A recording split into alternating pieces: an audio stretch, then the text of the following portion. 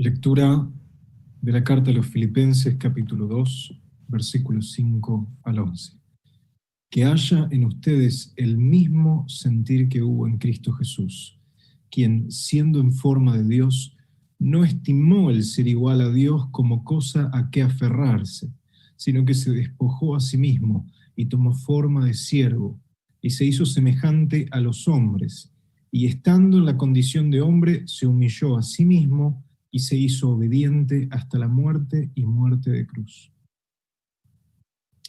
Por lo cual Dios también lo exaltó hasta lo sumo y le dio un nombre que es sobre todo nombre, para que en el nombre de Jesús se doble toda rodilla de los que están en los cielos y en la tierra y debajo de la tierra, y toda lengua confiese que Jesucristo es el Señor, para gloria de Dios Padre. Palabra de Dios. Hola, ¿qué tal? Buenos días a todos. Espero que se encuentren bien. Qué lindo día para poder reflexionar acerca de un tema que me parece fundamental y esencial en este tiempo en el cual estamos transitando. La pregunta de la serie que estamos recorriendo es: ¿y ahora qué? ¿Cómo prepararnos? ¿Cómo predisponernos para lo que viene después de la pandemia, o por lo menos de la cuarentena? Y ustedes seguramente leerán y escucharán o verán programas y nos dicen que debemos estar preparados para esto, para aquello, para lo otro, pero ¿qué nos dice Dios? Y esto es un poco recorrer a lo largo de esta serie cuál es y qué es lo que Dios quiere para nosotros. Así que quiero repasar brevemente con ustedes lo que hemos visto y vamos a enseguidamente ver el tema de hoy. El Evangelio lo cambia todo, y el texto de hoy está en 1 de Timoteo capítulo 1 versículo 15. Todos los textos que hemos escuchado hoy en el momento de la alabanza y la oración tienen que ver con el Evangelio, tienen que ver con la buena noticia de Jesús. ¿Qué es lo que Dios vino a hacer a este mundo quebrado para cambiarlo todo? Y la respuesta es el Evangelio, por supuesto. Así que vimos la primer parte acerca de cómo Dios originalmente creó todas las cosas, y hablábamos acerca del ser humano creado a la imagen de Dios, y esto es nuestra identidad, nuestra relación con Dios es lo que marca nuestra identidad, no nuestra historia, no lo que otros dicen de nosotros, sino el hecho de ser creados por Dios para ser y para estar vinculados, relacionados con Él. Esto tiene implicancias fundamentales en este tiempo donde está tan en boga qué otros dicen de vos o qué vos mismo pensás acerca de tu propia persona define lo que sos.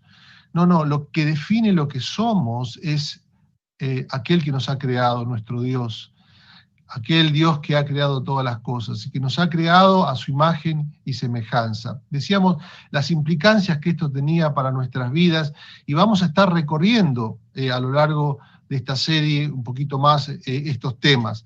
Pero también decíamos que Dios creó al ser humano a imagen, y dice la Escritura que lo creó para trabajar, que el trabajo es espiritual, que el trabajo es consecuencia de nuestra realidad creacional, y fuimos creados para trabajar, y que decíamos que Dios puso al ser humano para que extendiera de alguna forma, cultivara la tierra y avanzara la creación. Algunos dicen somos co-creadores con Dios o subcreadores junto con Dios, por decirlo de una forma sujeta a este creador.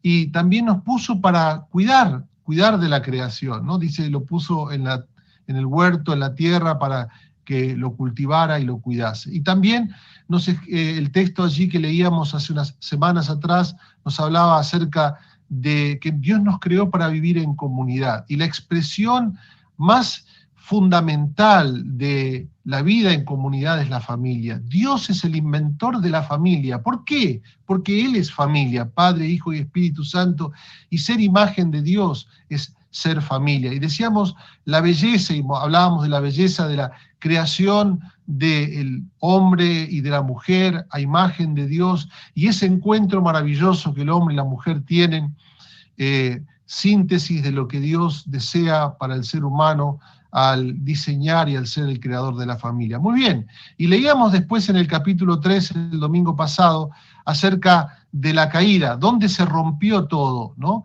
Donde comienza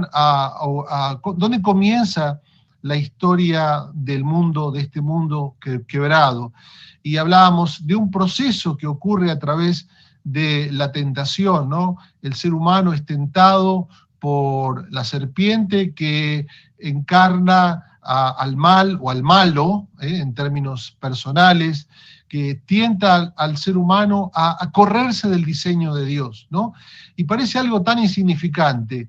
¿Qué diferencia podía hacer que comieran o que no comiera el fruto? El fruto simbolizaba el límite de Dios a nuestra libertad. El mandamiento de Dios, la voluntad de Dios para nosotros, marca el diseño para el cual Dios nos ha creado. Es como decir, si Dios me creó para vivir en el agua, soy pez, si yo me salgo del agua, muero. El diseño de Dios es para que yo viva en el agua, el límite creacional es para que yo... Y el límite que Dios había marcado al ser humano era ese árbol. Y uno a veces dice, bueno, algo tan insignificante, ¿no es cierto? Desde la insignificancia muchas veces surge la rebelión hacia Dios, ¿no? Y uno dice, yo sirvo a Dios, yo amo a Dios, me porto bien, tengo una buena familia, pero ese área, ese punto de tu vida que vos sabés, que conocés muy bien, marca la diferencia y es la semilla de la rebeldía, de alejarnos de Dios, ¿no? Muy bien, y nos hablábamos del proceso y después de la caída, ¿no? Cuando Eva toma el fruto, lo come, primero lo ve, lo come, y decíamos que ese proceso arranca en la mente, es un juego de la mente, ¿no? De ver las cosas de un lugar diferente a como Dios quiere que las veamos. Pensando que yo puedo ver las cosas de una forma con un criterio personal, ¿no? Esto de independencia, no necesito que otro me diga cómo tengo que ver las cosas. Y sí necesito, porque Dios me ha creado para ver las cosas como Él las ve. Y eso es lo maravilloso de la vida. Claro, esto de vivir independiente y de ver las cosas de otra manera es la cuna de toda ideología, ¿no? De toda ideología que se aleja de Dios, ¿no? Donde dice, yo voy a pensar como yo creo, como a mí me parece. Y decíamos entonces, viene la caída, el pecado y las consecuencias. Y decíamos, las consecuencias se marcan de esta manera, una relación rota con Dios, y lo escuchábamos a Martín que decía, nuestro gran problema es que nuestra vida está rota, alejada, alienada de Dios. La primera consecuencia entonces es una relación rota con Dios, pero también una relación rota con nosotros mismos. Dice que Adán y Eva no se podían ver a sí mismos desnudos, veían su propia condición y no se podían ver desnudos. Esta vergüenza, este sentido de culpa se escondieron. Es innato al ser humano en su condición caída, ¿no? En su condición de alejado, de lejanía de Dios. Una relación rota con nosotros mismos, una relación rota con el prójimo que se expresa en su término más profundo, en la familia mismo. La familia sufre las consecuencias de este alejamiento de Dios. Hablábamos del dolor de el dar a luz a hijos, pero el dolor también de una relación tensa, de lucha de poderes entre el hombre y la mujer. Y también una relación rota con la creación expresada en términos del trabajo. Dice, vas a producir el alimento con el sudor de tu frente, ¿no? Dando una idea de lucha, de dolor, de insatisfacción que viene como consecuencia de la caída. He aquí entonces lo que hablábamos el domingo pasado, ¿no? Primero la creación, luego la caída, y hoy vamos a hablar acerca entonces del Evangelio. ¿Qué es lo que Dios ha hecho para reconciliarnos consigo mismo, para reconciliarnos con nosotros mismos, con nuestro prójimo, para traer transformación en la familia y para traer transformación en la creación?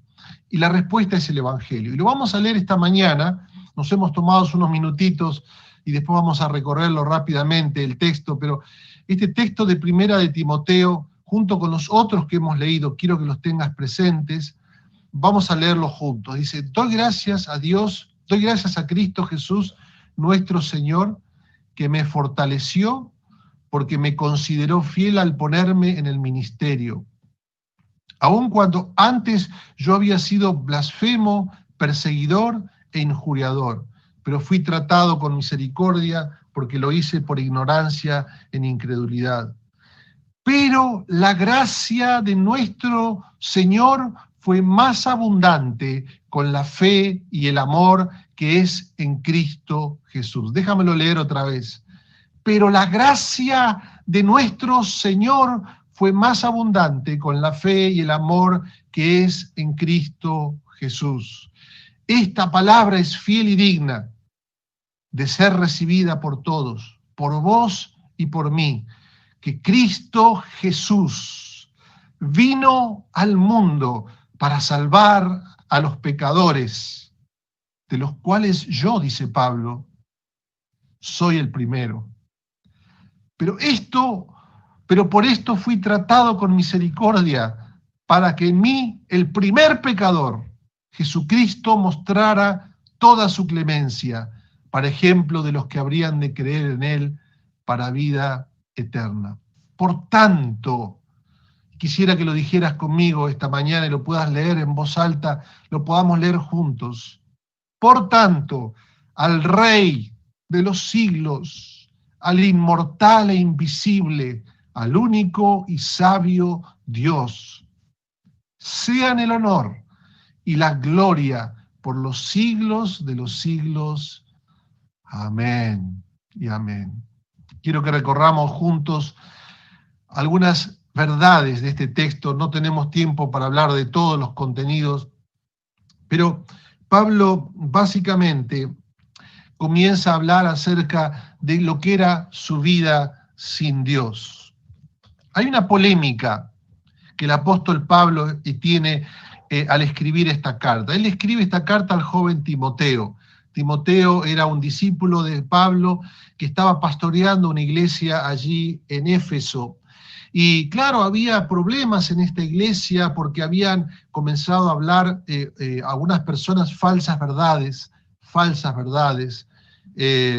y estas verdades que ellos querían, que no eran verdades al fin, sino eran mentiras lisas y llanamente hablando, que afirmaban que para acercarte a Dios necesitabas la ley de la antigüedad, la ley de Moisés, esfuerzo, sangre, sudor, lágrimas para acercarte a Dios y que de esa forma vas a agradar a Dios. Básicamente esa era la lucha que tenía Timoteo. Y Pablo le escribe esta carta pastoral y le dice, esto es lo que tenés que enseñar, Timoteo, vos que sos pastor en aquel lugar. Y él comienza a hablar del Evangelio. Y dice en el versículo 11, allí, dice, según el glorioso Evangelio del Dios bendito que me ha sido encomendado. ¿Y qué es ese Evangelio? Y Pablo comienza a hablar de ese Evangelio en términos personales, en lo que él ha experimentado, ¿no es cierto?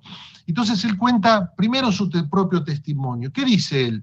Dice, yo antes era un blasfemo, versículo 13, era un perseguidor, era un injuriador, un blasfemo, su vida, ¿qué es un blasfemo? Uno que habla mal, pero él está diciendo, toda su vida era un mensaje contra Dios. Cuando la gente lo veía, lo escuchaba hablar, decía, este tipo es un mensaje contra Dios. Él era un tipo religioso, muy religioso, él pensaba que servía a Dios, pero en realidad su mensaje era contra Dios, contra el Evangelio, contra la buena noticia de Jesús.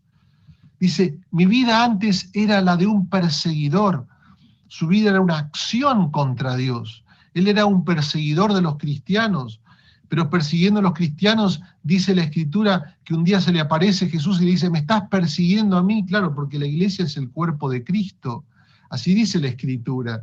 Y Pablo dice, yo era un perseguidor. Mi vida, las acciones de mi vida eran en contra de Dios. Y al decirlo, no está diciéndolo solamente para él, sino lo está diciendo para cada uno de nosotros, en lo que nosotros decimos, en lo que nosotros hacemos. Y Pablo dice, mi vida, dice, yo era un insolente. Es por ahí la expresión más fuerte de todo este texto, diciendo, yo era, pero no hay palabras para describirme, era un insolente. Todo mi corazón estaba en contra de Dios. Ahora, esta descripción que Pablo hace es la descripción que vos y yo hacemos a lo largo de toda la Escritura, al mirarnos en la Escritura, al mirar estos textos que hemos leído, al escuchar estos mensajes que estábamos repasando esta mañana, que describen nuestra condición sin Dios, describen nuestra condición tan alienada y tan necesitada de Dios. Describen que nuestro problema fundamental y central, como decía Tincho, qué pertinentes sus palabras, no tienen que ver con la pandemia, no tienen que ver con si te alcanza o no te alcanza, que son temas importantes, seguramente, pero la raíz fundamental, y usted sabe muy bien que para curar una planta tienen que curar la raíz. Para curar un problema no tiene que ir a los síntomas, tiene que ir al corazón del problema, ¿verdad? Usted lo sabe, no es una cuestión de una aspirina. Esta sociedad quiere dar aspirinas, quiere dar soluciones parciales. Siempre el mismo problema, la economía. En este país el problema es la economía, o lo que sea, la corrupción y lo demás. El problema está en el corazón. Es como decía Chesterton, uno de los favoritos escritores de Jorge Luis Borges. Un día alguien preguntó en un periódico, mandó esta frase filosófica, ¿cuál es el problema del ser humano? Y Chesterton, que era un cristiano muy ferviente, mandó una carta al periódico contestando la pregunta, ¿sabe cuál es el problema? La respuesta de él decía, el problema soy yo. El problema soy yo, somos nosotros. Estamos lejos de Dios, blasfemos, perseguidores, insolentes, alejado nuestro corazón de Dios, necesitados de esa reconciliación. Entonces, yo quiero alentarte, porque no digas, yo era esto antes en mi vida, hoy es nuestra condición. Por eso Pablo dice, soy el primero de los pecadores. Vamos a verlo en un momento muy interesante. Pero en segundo lugar, una vida transformada por Dios. Pablo está diciendo lo que Dios hizo por su vida, y lo dice en los versículos 14 y 15, pero la gracia de nuestro Señor fue más abundante con la fe y el amor que es en Cristo, palabra fiel y digna de ser recibida por todos, que Cristo Jesús vino al mundo para salvar a los pecadores, de los cuales yo soy el primero. Pablo dice dos cosas. En primer lugar, él habla de una experiencia, de una situación personal. Él tuvo una experiencia, y esa experiencia tiene que ver con la gracia de Dios. Dice, pero la gracia de Dios, nuestro Señor, fue abundante con la fe y el amor que es en Cristo. Él experimentó la gracia, el amor, el favor. Gracia significa favor inmerecido. La gracia, la fe y el amor vienen a nosotros por la iniciativa de Dios. Un texto que hoy hubiera querido leer allí en la carta de Tito, capítulo 3, dice que Dios derramó de su gracia cuando el Espíritu Santo nos renovó y nos purificó. Es una acción de Dios a través del Espíritu que viene a nosotros. Es la gracia, la iniciativa de Dios que nos da fe y nos llena de su amor. Y dice que esto es en Cristo.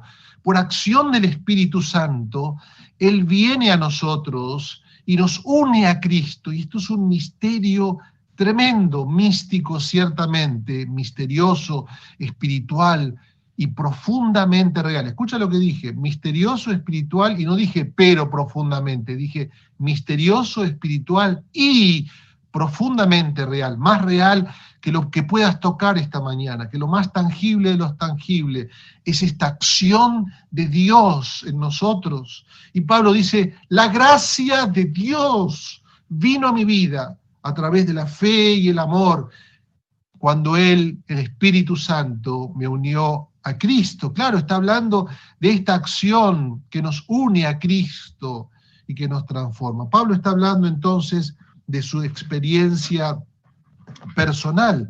Ahora, también está hablando de una realidad. La experiencia personal no puede ser algo que se fundamente en un sentimiento. Cuando alguien me dice, sentite mejor, una palmadita o alguna cuestión de esa índole, como a veces impera en mucha de la cuestión de recuperación o de superación personal alrededor de muchos relatos o de muchas palabras de nuestro tiempo, ¿no? De muchas propuestas terapéuticas, por decirlo de una manera. Pablo está diciendo que su experiencia está fundada en una realidad, en un hecho concreto, en un hecho histórico, en un hecho que está fundado en una persona que es Cristo Jesús. Por eso dice allí, palabra fiel y digna de ser recibida por todos, que Cristo Jesús, este es el mensaje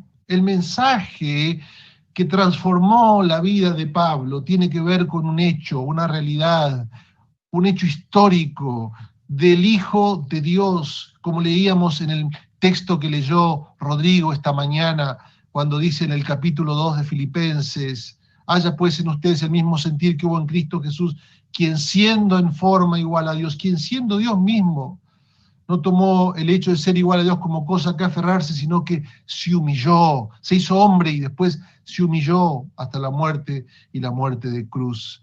Cristo Jesús, el hecho de Cristo, es para nosotros este elemento fundamental y transformador. Y dice que vino al mundo, ¿verdad?, para salvar a los pecadores. Este es el hecho que transforma nuestras vidas.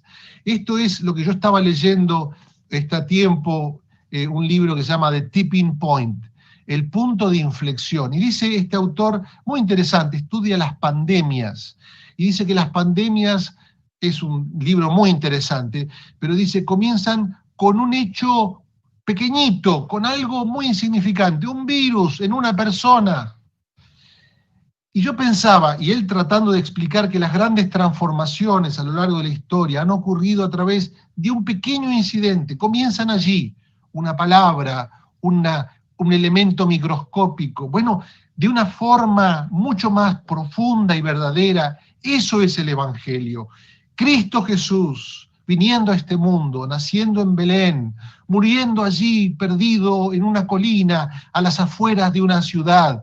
Él es el tipping point, el punto de inflexión de la historia. Él es el mensaje, Él es la transformación que necesita tu vida y la mía y nuestra sociedad. Quiero que lo entiendas, ¿eh?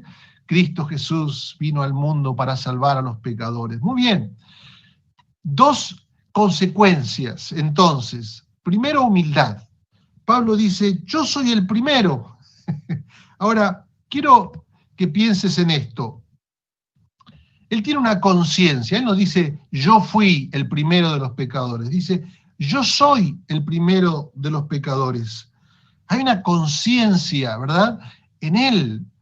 Y esto quiero que lo veas pensando en que él está al final de su carrera. Esta carta él la escribe al final de su carrera, casi al final de su vida, probablemente encarcelado. Y él dice, luego de haber, Dios lo ha usado tremendamente. Él en otras cartas habla de que él tuvo visiones tremendas, Dios lo usó para hacer milagros, para que vidas sean transformadas. Y él dice, yo soy el primero de los pecadores. A lo largo de su carrera, él había ido escribiendo cartas y él, a lo largo de sus cartas, parece, decreciendo en su imagen de sí mismo, ¿no? Uno dice, parece que tenía un complejo de inferioridad, ¿no? Porque en una carta dice, allí al principio de su ministerio, yo soy el más pequeño de los apóstoles. Después dijo en otra carta, más tiempos después, yo soy el más pequeño de todos los santos. Ya no dijo que era apóstol, ahora dice soy santo, pero soy el más pequeño de los santos.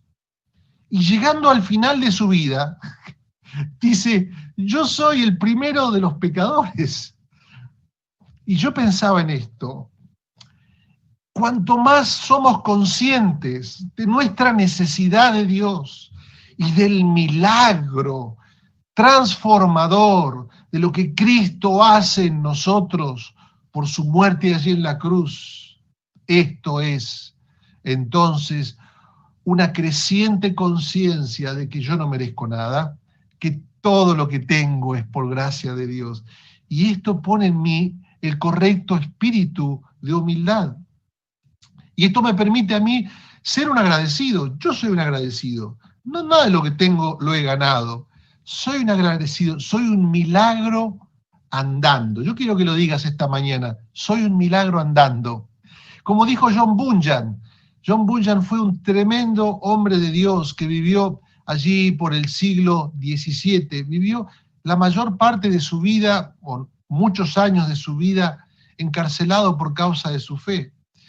Y él escribió un libro, El progreso del peregrino, pero escribió otro libro que relata su propia biografía, y el título de su biografía es Gracia abundante para el mayor de los pecadores.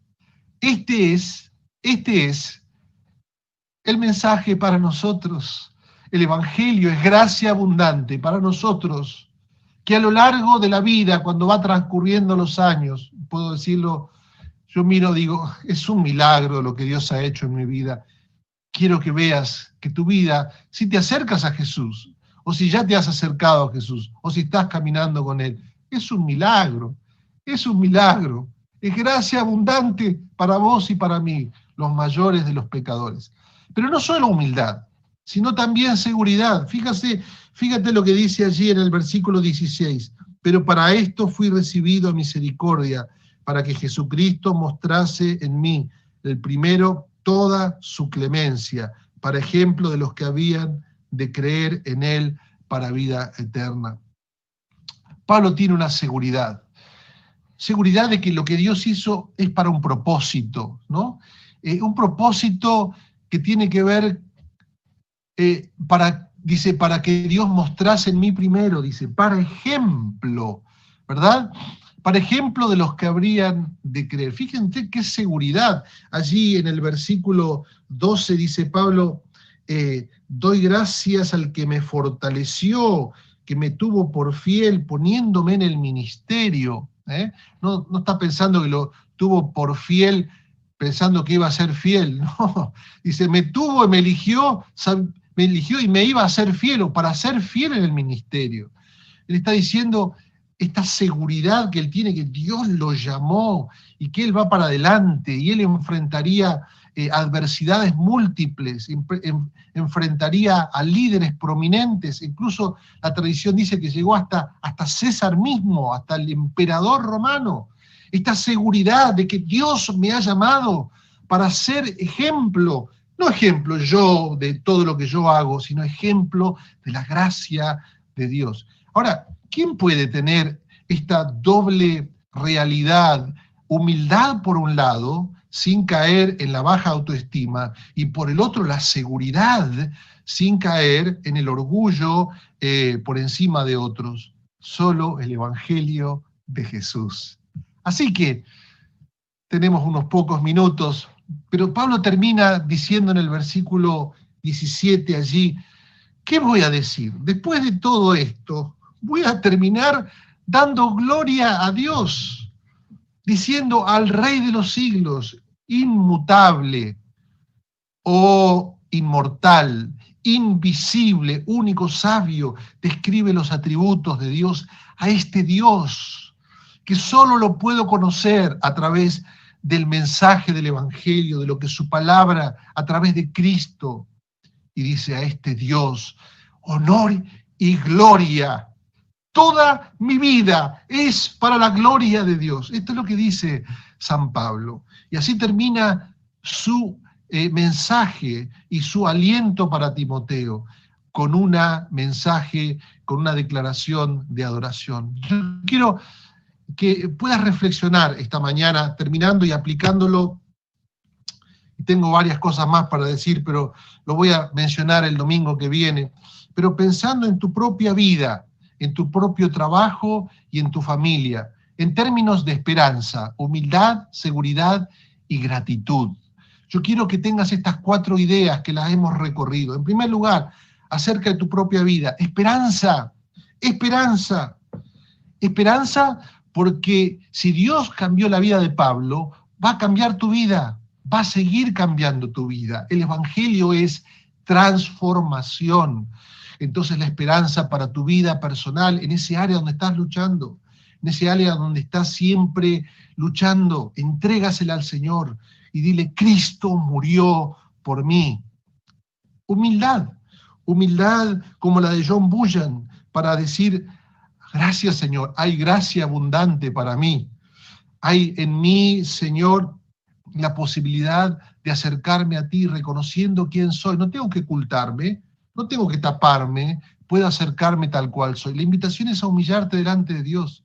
El Evangelio te invita a arrepentirte, te invita a humillarte, te invita a acercarte a Dios tal como eres. Deja que Él te cubra, no te cubras vos mismo con tu propia justificación. Seguridad, seguridad, esta seguridad en lo que Dios ha hecho y hace por tu vida, y gratitud. ¿Qué en cuanto acerca del trabajo?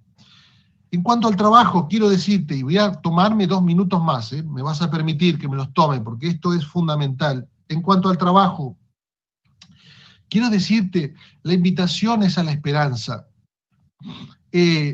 No hay institución, no hay realidad, institución que no pueda ser transformada en nuestra sociedad por el poder del Evangelio. El poder del Evangelio transforma toda realidad. Alguien leía esta semana que alguien ha dicho que en Latinoamérica el problema es que la Iglesia todavía no ha impactado la sociedad. Escucha con lo que te digo: si hay más cristianos, pero no hemos impactado la sociedad, es porque todavía no hemos practicado el Evangelio a través del trabajo. ¡Wow! ¡Qué tremendo! No hay cambio porque no hay cambio en las realidades laborales, en el ejercicio de nuestras profesiones, de nuestras actividades. Por eso dice Pablo, hay un potencial tremendo en el trabajo, y tiene que haber esperanza de que Dios no te puso en el trabajo para ganar dinero. Dios te puso en el trabajo para que a través del Evangelio ese lugar sea transformado. Vidas, y también ese lugar, instituciones y leyes, y lo que sea transformado, porque así es como una sociedad es transformada. Vamos a hablar más acerca de esto. Pero también humildad. Pablo nos invita a la humildad. Solo podemos ser usados por Dios si tenemos la actitud correcta, y es la actitud de humildad. Hermanos queridos, hermanos y hermanas queridas, quisiera poder hablar más acerca de esto, pero si tu problema es que criticas demasiado al gobierno, voy a ser muy claro y muy práctico. Si criticas todo el tiempo al gobierno y no puedes ver una sola cosa buena, no hay humildad. Estás juzgando con tus propios criterios. Nuestra visión cristiana es superadora. Podemos ver lo bueno y podemos ver lo malo, y tenemos que tener esa actitud. Y si tu problema es que ves todo bien en el gobierno, falta humildad. Tiene que haber en nosotros una visión superadora, esta posibilidad, a la luz de lo que Dios dice, del Evangelio, poder tener una actitud firme, profética, diciendo lo que está mal, pero también afirmando lo que está bien. Y esta es nuestra responsabilidad. Voy a hablar un poquito más acerca de esto cuando hable de la carta de Tito, cuando Pablo en su mensaje critica al imperio romano sin tapujos, pero también le dice a los de la iglesia de Creta, les dice: aprendan a estar sujetos a las autoridades, al gobierno. Y dice en otro texto: orar por los gobernantes. ¡Wow! ¡Qué tremendo y qué equilibrio! Aquí está la humildad para poder tener tanto la seguridad y la humildad para poder experimentarlo y vivirlo allí en nuestras realidades laborales o realidades públicas.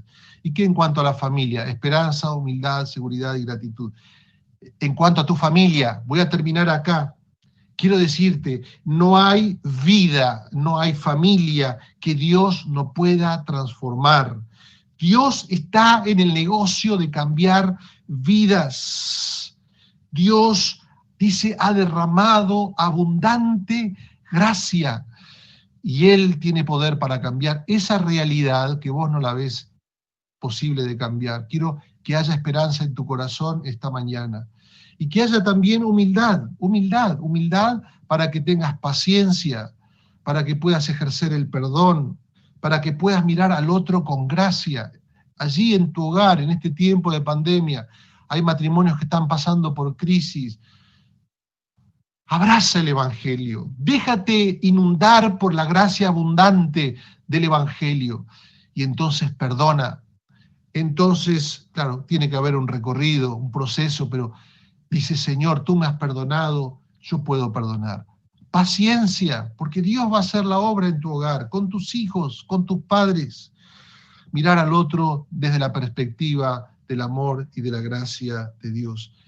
Y que Dios nos use para que eso nos puso allí en nuestro hogar. Si estás luchando, no mires el problema del otro. Pregunta de qué manera Dios puede usarme en su gracia para que yo pueda ser ejemplo de su gracia. No, yo ejemplo tengo, pero ejemplo de su gracia, de tal forma que otros puedan decir, si este cambió, yo también puedo cambiar, para que el glorioso evangelio de Cristo sea exaltado en medio nuestro. Entonces, quiero alentarte con una palabra de oración. Señor, te damos gracias. Gracias te damos por el evangelio. Gracias por la solución de Dios, por la iniciativa de Dios. Antes éramos, o somos todavía, pero el evangelio de Cristo, Cristo ha venido a nosotros. Señor, danos tu fe, danos tu amor para abrazar esta verdad, abrazar a Cristo una vez más en esta mañana. Nos ponemos en tus manos y te damos gracias porque es posible. En el nombre del Padre, del Hijo y del Espíritu Santo. Amén.